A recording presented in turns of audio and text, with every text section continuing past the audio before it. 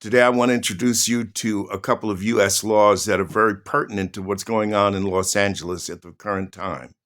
The first one is known as the Insurrection Act.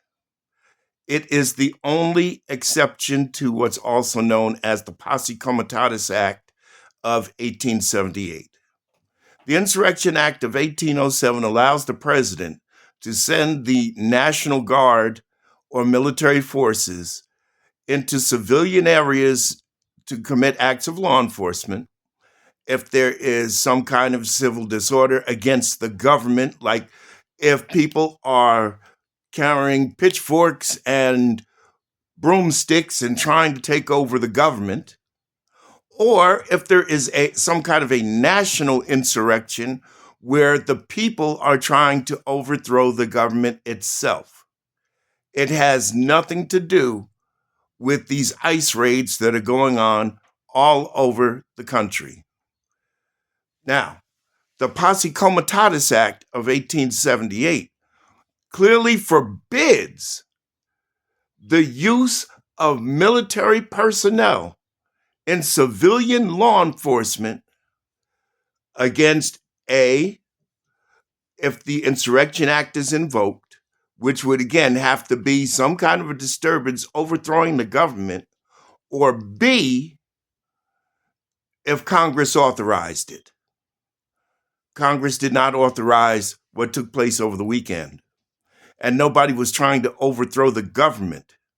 They were protesting ICE's bigoted behavior thanks to the insurrectionist in chief himself, Donald Trump, who I might add should not be in office and is there unconstitutionally. He's disqualified because he is an adjudicated insurrectionist.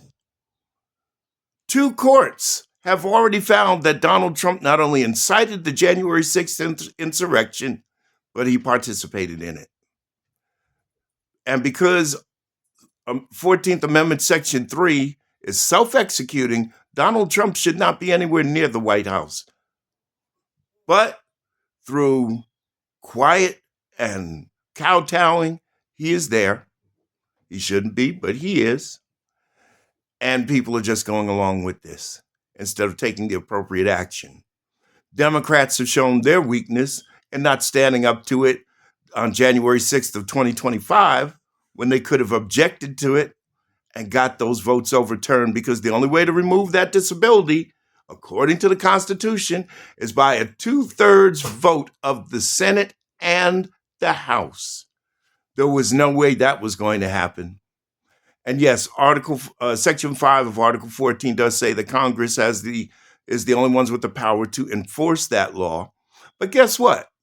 Congress can enforce it in two ways. Either they can hold the vote or they can be quiet and just let the law be. They did neither. So that makes Congress kind of invalidated too, doesn't it? But with these two concepts in mind, none of them fit the bill for what took place in Los Angeles, California this weekend.